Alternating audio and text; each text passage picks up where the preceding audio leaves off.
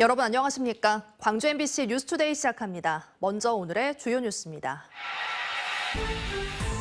민주당 이재명 대표의 위증교사 1심 무죄 소식에 민주당 지역 정가는 반색했습니다.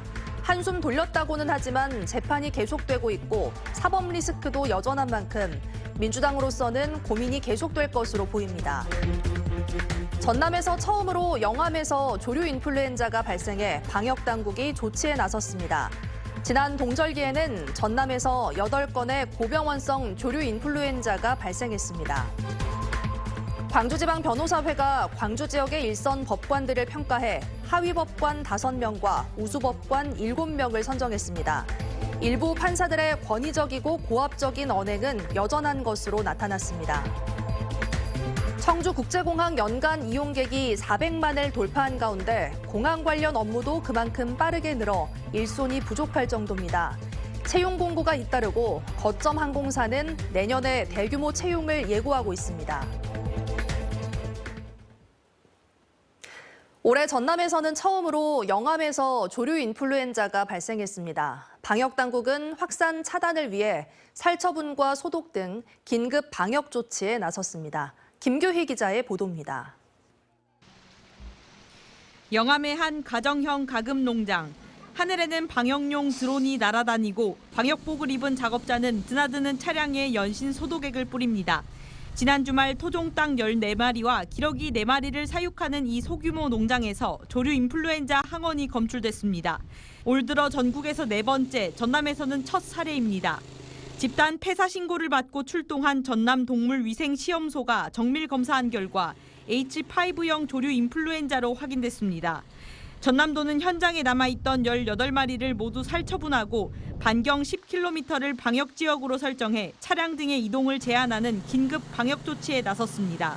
현장에는 출입 통제선이 설치됐고 소독과 살균을 위해 도로의 생석회도 도포됐습니다. 전남도는 철새가 먹이와 분변 활동을 하면서 논밭이 오염되고 여기에 사람이나 차량이 오가면서 감염병이 퍼진 것으로 보고 있습니다. 축사로 들어가기 위해서는 전실에서 소독 조치하고 장화를 갈아 신는다든가 이런 어떤 방역 소칙을 철저히 준수한 후에 지난 동절기 전국에서 확진된 고병원성 조류 인플루엔자는 32건, 전남에서도 8건이 발생했습니다. 전남도는 올해 첫 발생 농가 인근의 30여 농가에서 일제 검사를 실시하는 한편 3km 내 가까운 농가들은 5일 주기로 추가 검사할 예정입니다. MBC 뉴스 김규희입니다.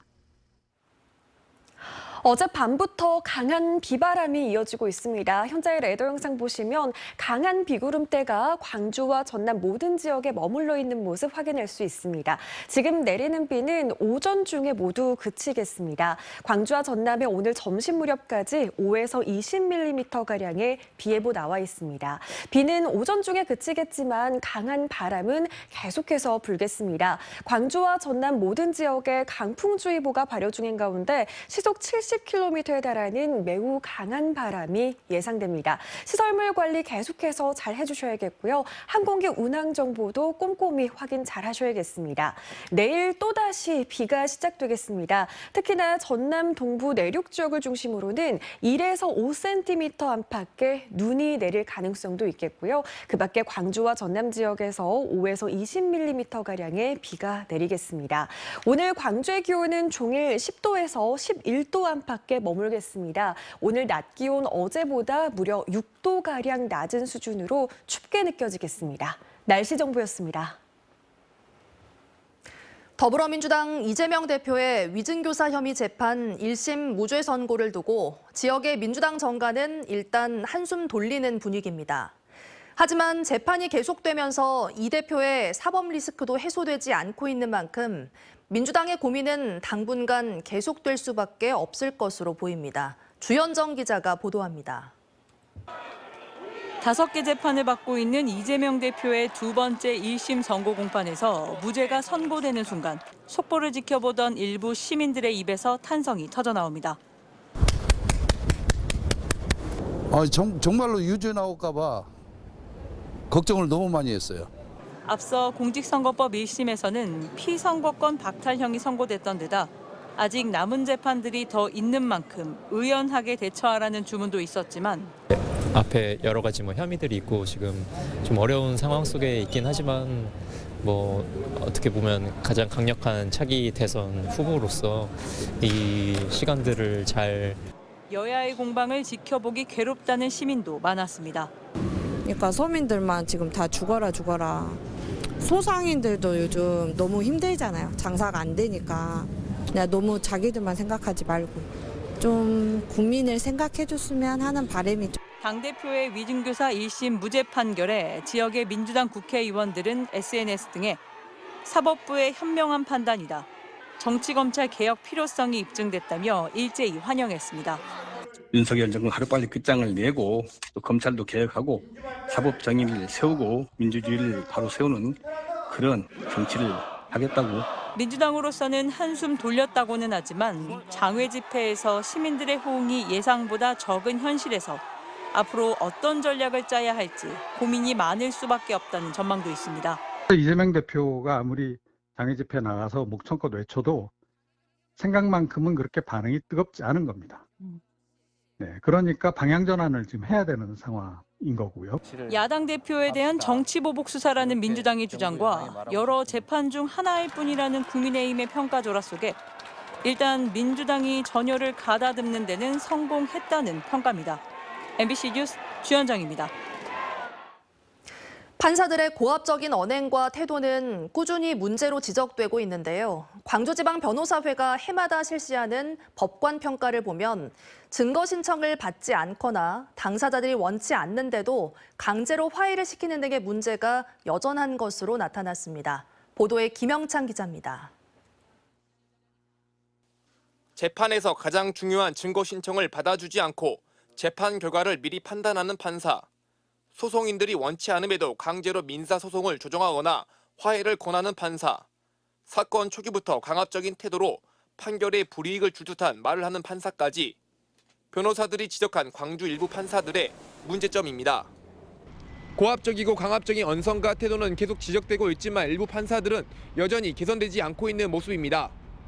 특히 형사 사건에서 변호사들은 판사로부터 치조를 받고 있는 느낌이 들 때가 있다고 말하기도 합니다. 내가 재판을 받고 있는 것인지 검사가 신문을 하는 것인지 이게 좀 헷갈리게 재판 진행하는 분들도 간혹은 있어요. 광주지방변호사회가 올해 법관 평가 결과를 발표하고 우수법관 7명과 하위법관 5명을 선정한 결과 공정성과 직무 능력 등에서 가장 낮은 평가를 받은 판사 5명은 이보다 10점 이상 낮은 70점대를 기록했습니다. 변호사회는 다만 5명의 판사들의 실명은 공개하지 않았습니다. 일부 법관들이 고압적이고 권위적인 태도와 불필요한 선입견이나 예단을 드러내는 사례, 실체적 진실을 파악하려는 노력 부족과 불필요한 재판 절차의 지연 등은 반드시 개선돼야 합니다. 반면 소송 관계인 모두에게 충분한 기회를 제공하는 등 좋은 평가를 받은 판사 7명은 우수 법관의 선정에 이름을 공개했습니다.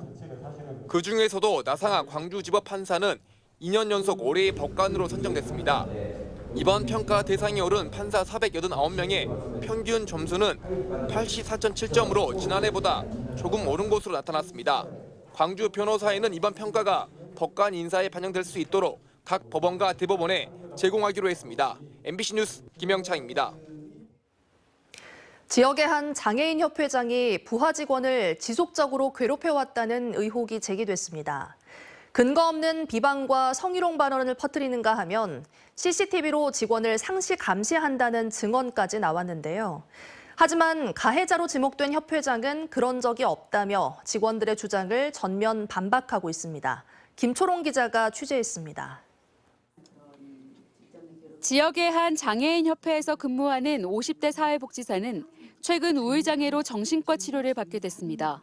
협회장의 성희롱 등 도리 넘는 직장 내 괴롭힘이 원인이라고 주장하고 있습니다. 개인 사생활에 대한 근거 없는 발언을 2년 가까이 들어왔던 겁니다. 이렇게 힘들게 돈 벌어가지고 어떤 놈한테 용돈 줄까 봐 걱정스럽소. 그거를 매달 말씀을 하세요. 얼마나 못 믿게 행동했으면 남편 여기 앞에서 지키겠냐고 그 말을 하셨어요. 사회복지사를 향한 비방 발언은 당사자가 자리에 없을 때는 수위가 더 높았다고 주변 직원들은 주장합니다. 성추행은 엄청나죠. 체형 자체를 붙어 먹었다, 못 들어갔다 하고 그리고 저 바람피다 걸려서 저 남편한테 저기 머리 깎겠다.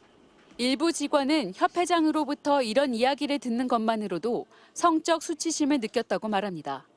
남편이 이제 밤일을 못해서 사람은 밤일을 못해서 그렇다라는 류의 그런 말씀을 하는 거예요. 정말 수치심이 너무 느껴져서. 이 밖에 해당 복지사가 누구를 만나고 다니는지 CCTV로 사무실과 주차장을 수시로 확인하며 일거수일투족을 감시했다는 주장도 나왔습니다. 사무실을 비추는 CCTV가 저만 찍고 있는 거예요. 정면으로 찍어놓고 있길래. 그래서 저희 직원들이 다 봤고. 피해자와 주변인의 증언이 쏟아지지만 협회장은 직원들의 주장은 전부 사실이 아니라고 부인하고 있습니다. 협회장은 취재진에게 해당 복지사에 대해 지금껏 어떤 이야기도 한 적 없다며 직원들이 이렇게 자신을 음해하는 이유를 알 수 없다고 주장했습니다. 내 나이 확실한 가정을 갖고 있어요.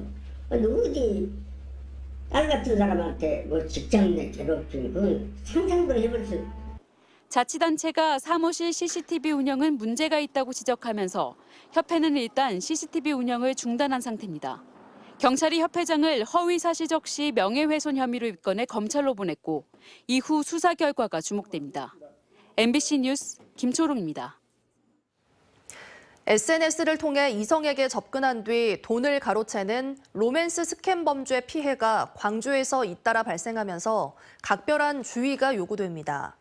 광주경찰청은 올해 광주에서 접수된 관련 피해 신고는 31건으로 피해액은 14억 원에 달한다고 밝혔습니다.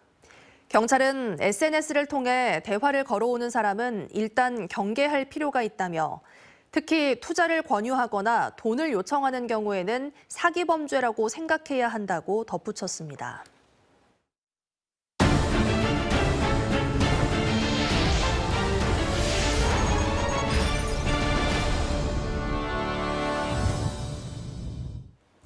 프로축구 전남 드래곤즈의 내년 K리그 1부 진출이 또 좌절됐습니다. 전남 이장관 감독은 큰 책임감을 느낀다며 아쉬운 소회를 밝혔는데요. 그럼에도 전남은 올 한 해 강력한 공격 축구로 한 단계 성장했다는 평가입니다. 보도에 김주희 기자입니다.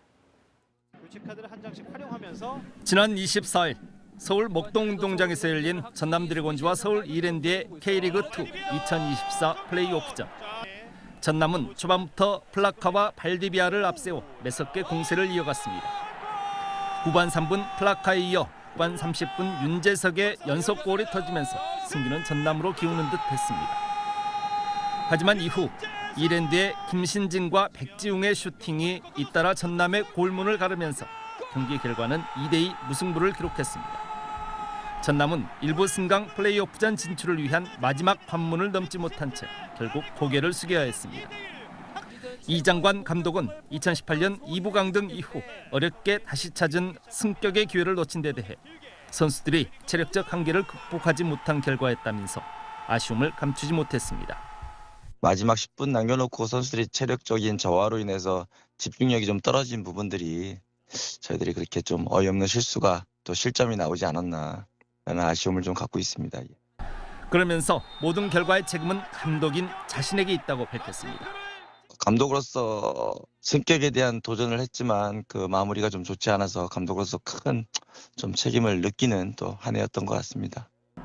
전남은 올 시즌이 모두 마무리된 만큼 이제 잠시 휴식기에 들어갔습니다.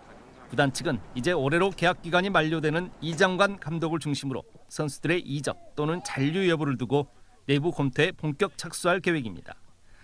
아직까지는 어떠한 방향성도 정해진 바 없다는 공식 입장을 전해왔습니다. 각 팀에서 방출된 선수들을 모아 올 시즌 맹렬한 공격 축구를 선보이며 한 단계 성장한 것으로 평가받고 있는 전남 드래곤즈. 올 시즌 아쉽게 일부 리그 승격은 좌절됐지만 내년 시즌 한층 강화된 전력으로 지역 팬들 앞에 다가올 수 있을지 기대도 커지고 있습니다. MBC 뉴스 김주희입니다. 광주 전남 환경단체가 환경부의 신규 댐 건설 주민공청회를 강하게 반대하며 댐 건설 백지화를 촉구했습니다. 광주환경운동연합 등은 어제 광주 테크노파크에서 신규 댐 추진 중단 촉구 기자회견을 열고 환경부는 주민들의 반대에도 신규 댐 건설을 위한 공청회를 강행하고 있다고 비판했습니다. 앞서 환경부는 지난 7월 기후대응댐 후보지로 화순 동복댐과 전남 순천 옥천댐 등을 발표했습니다. 올해 순천만 습지의 천연기념물이자 멸종위기종인 흑두루미가 역대 가장 많이 찾아온 것으로 확인됐습니다. 현재 관찰된 흑두루미는 7,600여 마리로 전 세계 개체수의 절반가량입니다. 순천시는 람사르길 탐조대 인근 농경지 80m까지 흑두루미가 다가와 맨눈으로도 탐조가 가능하다고 밝혔습니다. 순천시는 또 서식지 확대를 위해 내년에 전봇대 15개를 제거하고 다음 달 2일부터는 순천만 겨울철새 탐조 프로그램을 운영할 계획입니다.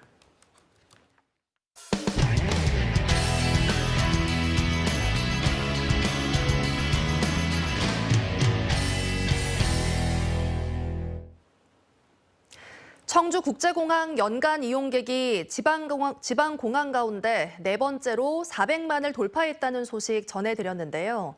항공 수요 급증에 공항 관련 업무도 그만큼 빠르게 늘면서 일손이 부족할 정도입니다. 채용 공고가 잇따르고 거점 항공사는 내년에 대규모 채용을 예고하고 있습니다. MBC 중북 정재영 기자입니다. 올해에만 400만 명 이상이 이용 중인 청주국제공항. 노선 확대가 이용객 증가를 부르고 다시 노선 신설로 이어지며 오가는 운항 편수도 꾸준히 늘고 있습니다. 항공기가 늘수록 주기장 유도와 수화물 탑재, 물 공급 등을 맡는 지상 조업자들은 그만큼 바빠집니다. 지금도 부족한 일손이 앞으로 더 달릴 걸로 예상되자 정원을 3명 더 늘려 한꺼번에 8명을 뽑기로 한 조업사가 등장했을 정도입니다. 이용객들이 끼니를 해결하는 공항 식당도 마찬가지. 늘어난 손님에 당장 일할 사람이 필요해졌습니다. 그동안 청주공항 내부 식당은 2층에 한 곳뿐이었는데요. 지난달부터 분식점 한 곳이 추가로 문을 열면서 식당 2곳에서 일할 인력 6명을 새로 구해야 하는 상황입니다. 이런 항공업계 구인 구직 문제를 해소하기 위한 채용 행사가 청주공항에서 열렸습니다. 인천에선 매달 하지만 지방공항 중에는 제주와 김해에서만 열렸던 행사인데 청주에서 처음 개최된 겁니다. 청주공항이 이제 국내 탑승객 탑5에 든다고 하더라고요. 그래서 아무래도 이제 공항 직무에 관심을 가지시는 분들이 많다 보니까 이제 여객분들이 많은 청주공항으로 이번에 선정하게 됐습니다. 면접과 동시에 채용이 결정되는 방식으로 지상 조업의 경우 경력 없이도 1년 계약 후 정규직 전환 기회가 주어집니다. 예전부터 공항에서 일을 해보고 싶다는 생각을 했었고 어떤 일을 하든 어떤 직종이든 공항에서 일을 한다는 것 자체가 되게 좀 희소성이 있는.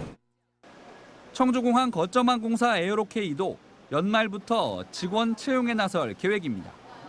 내년까지 항공기 6대를 더 들여와 일본 나고야 등 새 노선을 취항할 예정이라 승무원을 비롯한 360명 정도가 더 필요하다고 밝혔습니다. 에어케이의 역할이 저희도 굉장히 크다고 생각을 하거든요. 내년에도 한 300명 가까운 인력을 채용할 계획이 있습니다. 도민들한테 약속드렸지만 그 지역 인재를 우선 채용하기 위해서 그런 부분들도 적극적으로 검토를 하고 있습니다. 항공일자리 취업지원센터는 청주공항에 꾸준한 수요가 있을 것으로 보고 매년 채용 행사를 열 예정. 이용객 증가가 공항 활성화를 넘어 새로운 일자리까지 만들어내고 있습니다. MBC 뉴스 정지영입니다. 대구 경북 행정통합은 정부의 중재안을 대구시와 경상북도가 받아들이면서 가속도가 붙을 것으로 예상됐죠. 대구 경북이 통합을 선언하자 부울경은 물론 최근에는 대전 충남도 통합을 하겠다고 나서는 형국인데요. 그런데 첫걸음을 뗀 대구 경북 행정통합의 경우 공론화가 부족하고 행정통합 기대 효과가 과장됐다는 등 곳곳에서 잡음과 파열음이 끊이지 않고 있습니다. 대구문화방송 박재형 기자가 보도합니다. 대구 경북 행정통합에 대한 대구와 경북의 시각차는 큰 편입니다. 대구에선 산하기관, 관변단체 등이 잇따라 통합 지지를 선언하고 나섰습니다. 주민 설명회도 큰 잡음 없이 끝났습니다. 하지만 경북은 북부권을 중심으로 반대 여론이 거셉니다. 경북 지역의 일부 주민 설명회에선 주민 없는 행정통합이라는 비난 속에 파행됐고 안동시와 예천군은 행정통합을 반대하는 공동성명도 발표했습니다. 경북도 대구와만큼 성장이 됐을 때 그때 가서 통합을 해도 늦지 않지 않느냐라는, 지금부터라도 그 구체적인 실행 계획을 만들어야 되지 않겠는가. 그래서 시도민들이 공감할 때 해야 된다. 대구정책연구원이 내놓은 행정통합 기대효과는 오히려 역효과를 낳고 있습니다.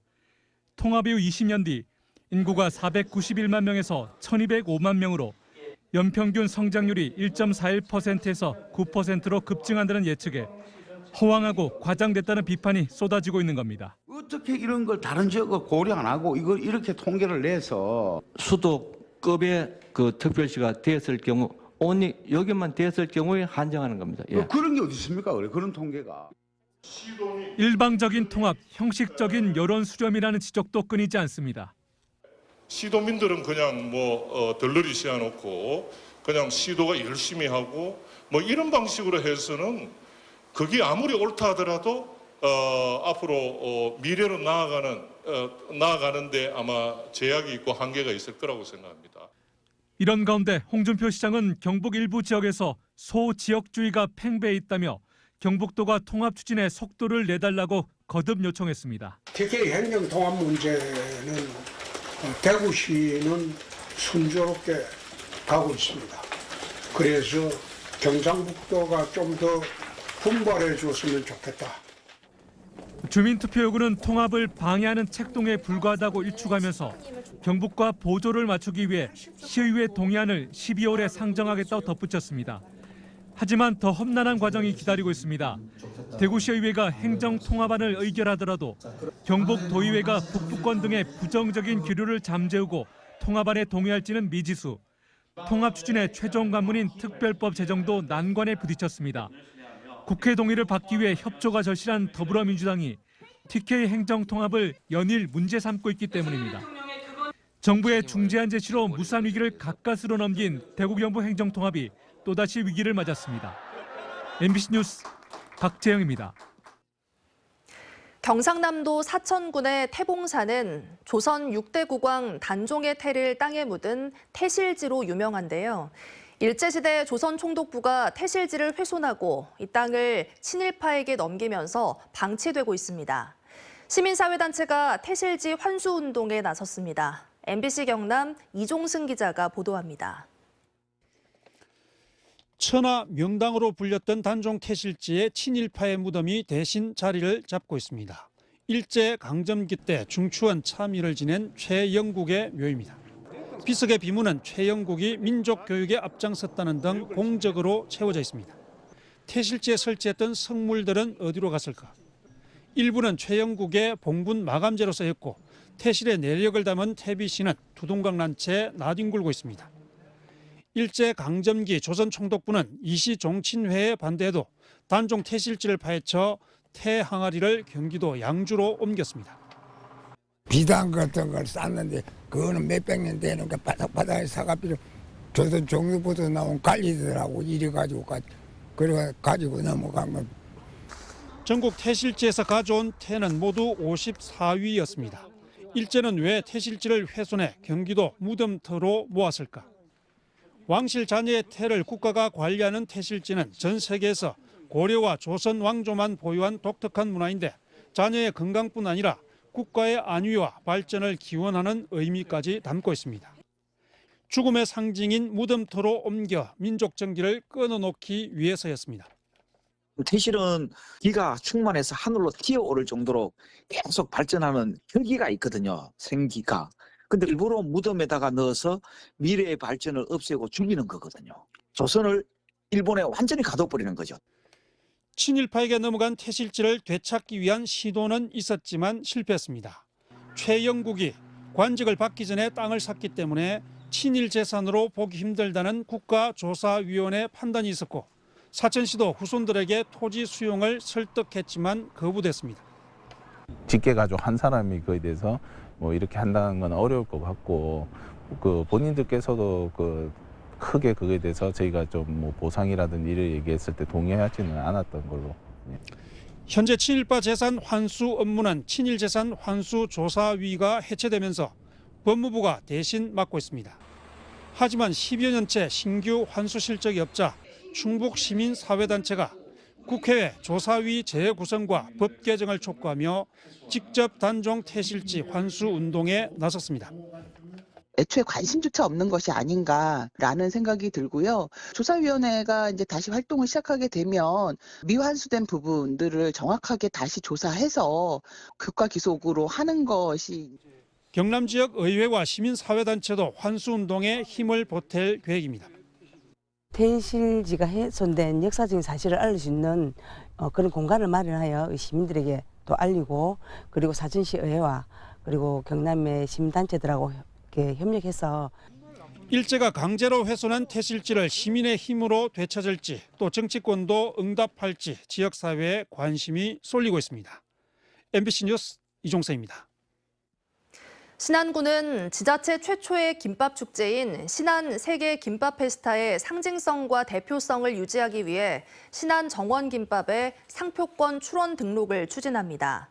신안 정원김밥은 지난 4월 자은도 뮤지엄파크에서 열린 신안 세계 김밥 페스타를 통해 시중에 알린 김밥으로 다양한 해산물과 섬초 등 지역 자원을 활용해 관광객들의 호평을 받았습니다. 지난주 11월 22일 세계 김치의 날을 맞아 세계 곳곳에서 해남 배추 등 전남산 재료를 활용한 김치 담그기 행사가 이어지고 있습니다. 일본에서는 지난 23일 도쿄에 이어 오늘 오사카에서 관련 행사가 열릴 예정이고, 앞서 독일과 미국에서는 현지 주민을 대상으로 한 시식 행사 등이 큰 호응을 얻었습니다. 어제부터 강한 비바람이 이어지고 있습니다. 현재 레이더 영상 보시면 광주와 전남 모든 지역에 강한 비구름대가 머물러 있습니다. 지금 내리는 비는 점심 무렵까지 계속되겠습니다. 광주와 전남에 5에서 20mm가량의 비가 더 내릴 것으로 보입니다. 비는 오전 중에 대부분 그치겠지만 강한 바람은 오후까지도 계속해서 불겠습니다. 광주와 전남 모든 지역에 강풍주의보가 발효 중인 가운데 시속 70km에 달하는 강풍이 불겠습니다. 시설물 관리 계속해서 잘 해주셔야겠고요. 항공기 운항 정보도 꼼꼼히 확인하셔야겠습니다. 비는 내일 또다시 시작되겠습니다. 특히나 전남 동부 내륙 지역을 중심으로는 1에서 5cm 안팎의 눈이 내려 쌓일 수 있겠고요. 그 밖에 광주와 전남 지역에서 5에서 20mm가량의 비가 내릴 것으로 보입니다. 오늘 광주의 아침 기온은 10도 안팎으로 어제보다 5도가량 높게 출발했는데요.